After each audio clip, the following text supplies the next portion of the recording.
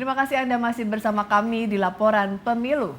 Pasca ditetapkan tidak lolos ambang batas parlemen 4%, Partai Persatuan Pembangunan mengajukan gugatan sengketa PHPU Pileg ke Mahkamah Konstitusi.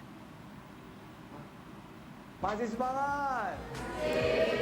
Dikasih asupan. Ketua Badan Pemenangan Pemilu Bapilu Partai Persatuan Pembangunan atau P3, Sandiaga Uno optimis P3 bisa lolos ke parlemen lewat mekanisme gugatan PHPU Pileg ke Mahkamah Konstitusi.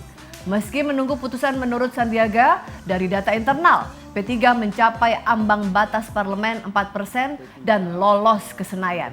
Dari Instagram pribadinya, Sandiaga Uno menyebut ada sekitar 200.000 suara P3 yang tidak tercatat atau hilang di Pileg 2024. Selain upaya pengajuan gugatan ke MK, Bapilu juga diminta memotivasi para kader setelah P3 dinyatakan gagal mencapai ambang batas parlemen 4%. Rekap kita secara manual dan terus seperti yang pernah saya sampaikan bahwa P3 masih memperjuangkan melalui gugatan di Mahkamah Konstitusi. Kita hormati proses hukumnya, tapi P3 meyakini bahwa data internal kita sudah di atas 4%. Jadi kita menunggu proses di Mahkamah Konstitusi dan ada sekitar 200.000 suara kita yang tidak tercatat atau hilang selama proses rekapitulasi. Jadi itu yang kita pastikan nanti melalui proses di MK yang sama-sama kita tunggu dan kita persiapkan dengan baik, dengan matang, bisa mengembalikan suara tersebut sehingga P3 bisa mendapatkan suara di atas 4%. Saya insya Allah kerja keras, kerja ikhlas. Saya akan istiqomah, tapi saya berhusnuzon. Saya berprasangka baik bahwa tim kita sudah menyiapkannya dengan baik dan insya Allah P3 akan lolos untuk mengirimkan para wakilnya ke Senayan. Ini PR buat kita semua karena pemilihnya ini kan mayoritas Gen Z, mayoritasnya ini pemilih pemula. Ini harus kita lakukan langkah-langkah untuk menarik suara dan minat lebih banyak dari kalangan muda. Dan ini merupakan tantangan sekaligus peluang buat P3 di kesempatan yang mendatang melalui pilkada dan juga maju pileg selanjutnya untuk bisa menarik lebih banyak suara-suara dari pemilih pemuda. Kita harus menyasar lebih ke demografi dan geografi yang banyak menyumbangkan suara. Dan itu bisa kita lakukan jika kita memilih pemetaan data-data yang lebih jelas. Dan itu sebagai tim yang ditunjuk di Bapilu, saya melihat menjadi salah satu PR dan kerja keras kami ke depan. Sepanjang sejarah, Partai Persatuan Pembangunan baru di pemilu 2024 ini tidak lolos ambang batas parlemen 4% hingga gagal melenggang ke Senayan. Saat ini P3 mengajukan gugatan sengketa PHPU Pileg ke Mahkamah Konstitusi karena data internal partai suara P3 mencapai ambang batas parlemen 4%. Nah, kenapa perolehan suara P3 di pemilu 2024 ini menurun dan seberapa besar peluang gugatan ke MK membawa P3 kembali lolos ke Senayan? Telah hadir di studio kader P3 Joko Purwanto. Selamat sore Mas Joko. Apa kabar sore, Mas Joko? Mbak, alhamdulillah baik. Terima kasih sudah ke studio Garuda TV jauh-jauh, katanya dari Bogor tadi ya? Iya Mbak. Terima kasih Mas Joko.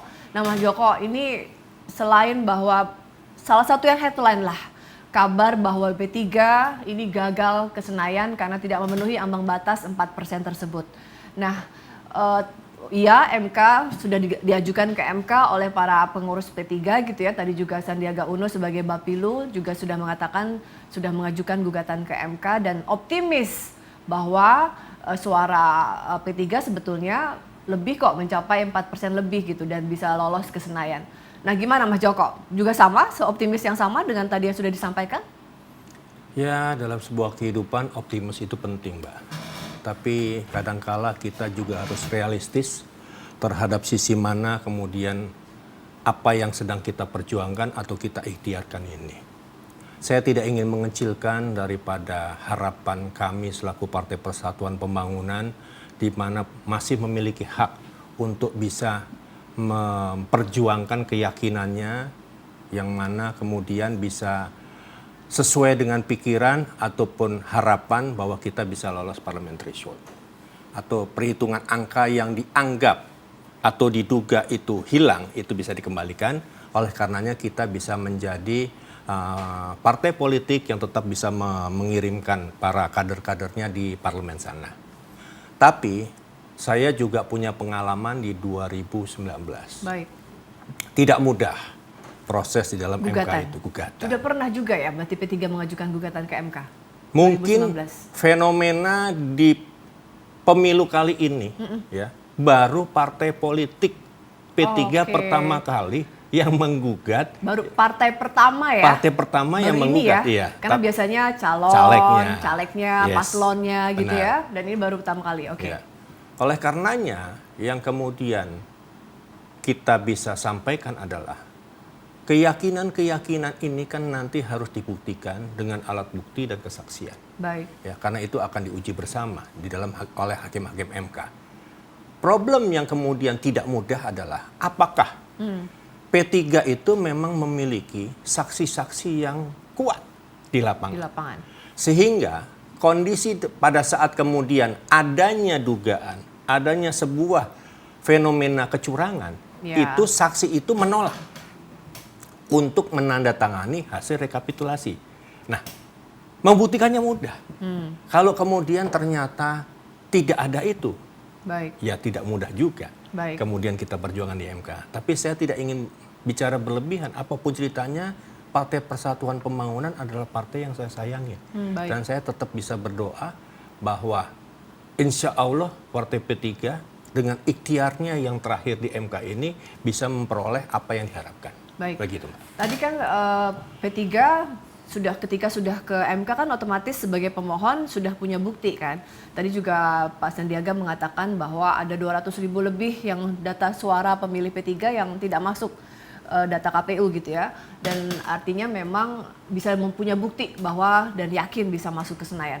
Nah, menurut Mas Joko gitu ya, memang proses sedang besok baru mulai MK akan bersidang, masih 14 hari ke depan, sehingga kita belum bisa melihat apakah upaya dari P3 ini akan berhasil. Tapi paling tidak tadi kalau lihat betulkah gitu P3 ini juga menjadi korban dari kecurangan yang terjadi di lapangan?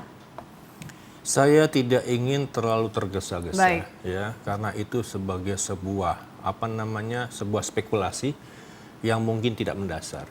Tapi dalam kontekstual keyakinan bersama, pada saat kemudian kita berkonstelasi Baik. dan kemudian kita kalah, maka kadang-kadang kita harus mencari sebuah pembenaran.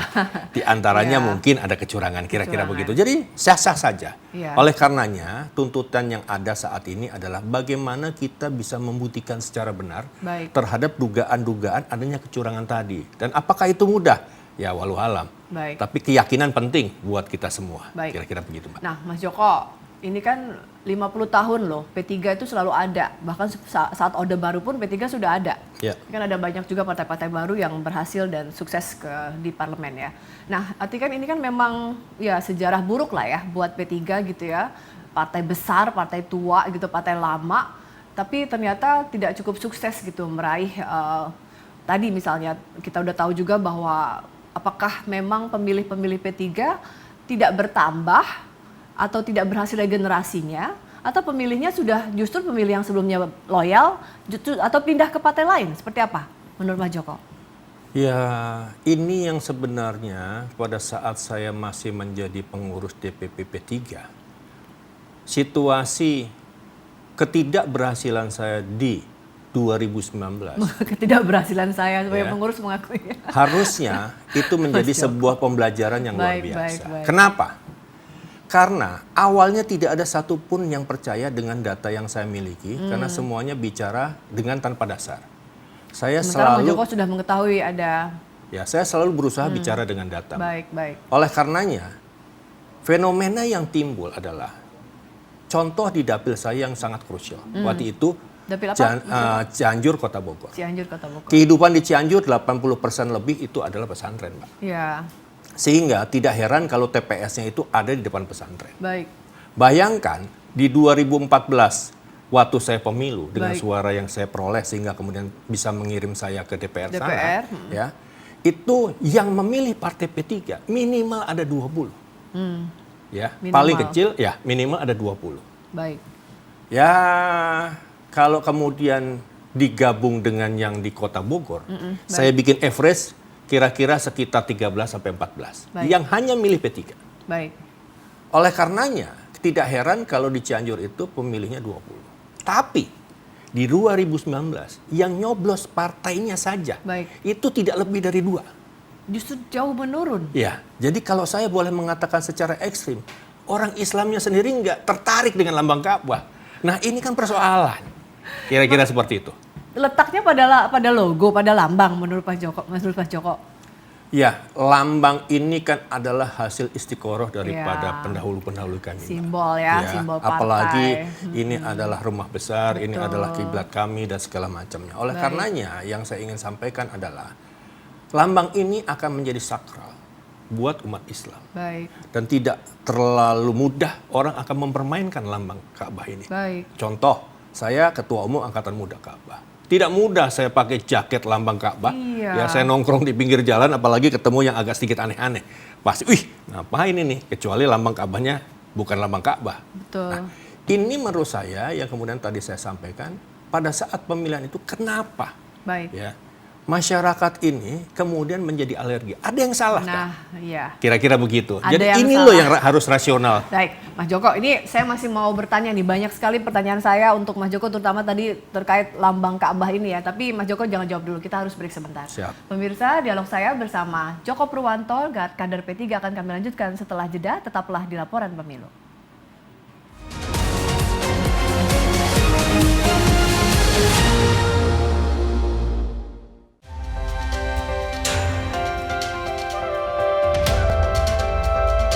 Jangan lewatkan jam rehat Anda dengan perkembangan informasi paling aktual. Peristiwa yang terjadi setiap saat disajikan untuk Anda. Laporan 8 siang, setiap hari pukul 12 siang hanya di Garuda TV.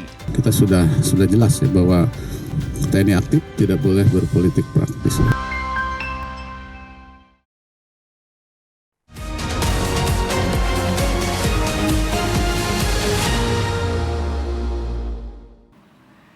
Terima kasih Anda masih bersama kami di Laporan Pemilu. Dialog saya bersama kader P3, Mas Joko Purwanto. Saya lanjutkan.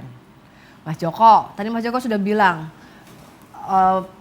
miris ya, 2019 rata-rata aja misalnya data dari Bogor gitu ya, paling tidak ada 14 gitu ya average di seluruh TPS.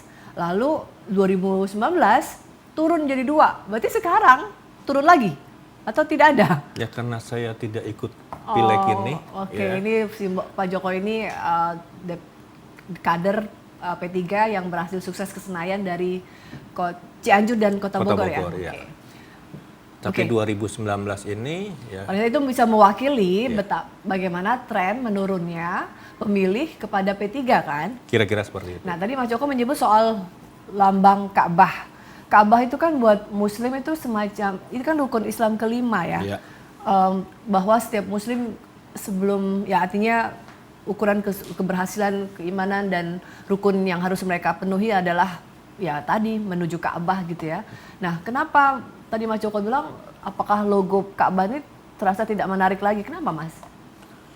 Ya mungkin partai pada saat didirikan itu kan pastinya punya visi dan misi Baik. sebagai alat perjuangan. Baik. Pada saat kemudian partai ini sudah memutuskan untuk ruang geraknya adalah sebagai partai yang berbasis agama Islam, otomatis kegiatan yang dilakukan itu Baik. tidak lepas daripada ruang lingkup agama Ya, itu sendiri. iya.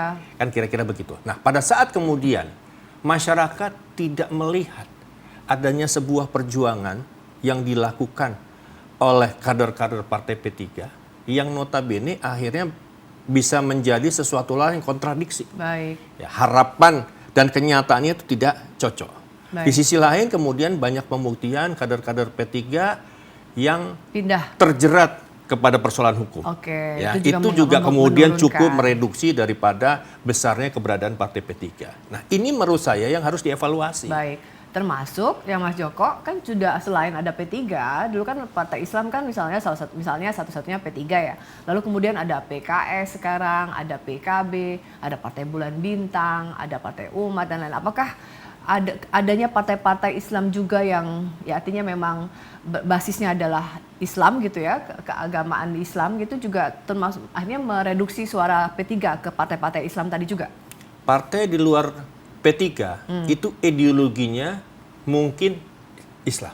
Oke. Tapi, sorry saya ulangi. Ajasnya ya, bukan Islam. Oke. Ideologinya mungkin Islam. Oke. Kira-kira begitu. Jadi ini yang kemudian menjadi persoalan ruang gerak mereka agak sedikit lebih mudah daripada kami. Nah, problem yang kemudian juga ada adalah kemampuan daripada caleg-calegnya yang akan dilagakan di lapangan. Baik. Nah, ini yang kemudian kurang siap kemarin partai ini mempersiapkan daripada kader-kader yang akan menjadi caleg untuk bisa dikonstelasikan di lapangan. Berarti Mas Joko mengakui dong bahwa kaderisasi, ya kan, lalu tidak ya hanya kaderisasi jadinya gagal kan, mencari pemilih-pemilih baru gitu ya, pemilih-pemilih muda gitu ya, tidak dilakukan dengan baik oleh P3 gitu di internal. Seperti itukah Mas Joko mengakui itu? Kalau itunya kurang pas, Pak. Oke. Artinya kami terus melakukan improvement, ya. Kami punya kader-kader muda, Gen Z dan segala macamnya. Sebetulnya ya ada kader-kader muda. Cuman pada saat kemudian bagaimana partai P3 ini harus memperjuangkan eksistensinya, maka partai P3 harus sangat selektif. Baik. Untuk bisa memutuskan siapa yang akan menjadi caleg yang akan dikonstelasikan. Baik. Dengan kualitas dan kemampuan isi tasnya. Baik.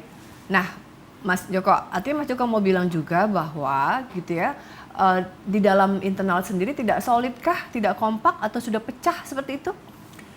Ya, saya tidak perlu mengatakan orang di luar pasti sudah paham. Oke. Karena embrio-embrio perselisihan ini terus terjadi di dalam tubuh P3. Ibarat api di dalam sekam. Baik. Ya. Nah, Mas Joko, tadi kita membahas soal ideologi, soal lain-lain tadi ya. Lalu bagaimana dari sisi politis gitu ya? Apakah suara P3 yang tereduksi ini juga pengaruh karena P3 mendukung pasangan 03 kah? Karena partai P3 kan di koalisi dengan PDIP. Itu adalah salah satu indikator yang kemudian diakui ataupun dirasakan oleh para kader-kader P3. Baik. Ya, yang notabene P3 pada waktu itu terlalu terburu-buru untuk menentukan arah koalisinya. Baik. Yang notabene pengalaman di 2019 sudah menunjukkan. Baik. Ya, P3 tidak nyaman sebenarnya berkoalisi dengan sahabat kami PDIP. Oke. Ya, apalagi kemudian di 2024 ini Baik. terus dipaksakan. Baik. Sehingga ini yang berimplikasi. Apa yang kemudian kenyamanan itu bisa atau ketidaknyamanan itu bisa saya buktikan. Ya, PDIP hari ini sebagai pemenang pemilu. Baik. Kenapa? Tidak mempengaruhi P3 untuk menaikkan suaranya ya? Setidak-tidaknya berpikirlah bagaimana P3 ini dibantu. Nggak perlu kayak hari ini. Tiba-tiba pada saat kita akan mengajukan ke MK seolah muncul pemberitaan di mana-mana mereka ingin mendukung P3. Telat, Bos. Tapi ada satu pertanyaan lagi yang menarik, bahwa apakah kan ada rencana misalnya Prabowo akan bertemu dengan P3, lalu kemudian misal nih upaya MK tetap jadi, lalu misalnya dikabulkan oleh MK, kemudian P3 bisa melenggang ke parlemen dan terjadi gitu ya. Apakah ini artinya juga ke depan P3 akan bagian dari koalisi Prabowo Subianto? Kalau bicara arah koalisi kepada Pak Prabowo Subianto, mungkin Pak Prabowo Subianto yang akan paham. Oke. Tapi kalau ditanya ke P3, ya siapa sih yang nggak mau? Oh, siapa apalagi yang nggak mau sudah menang seperti ini. Ikut yang menang tuh siapa yang nggak mau ya?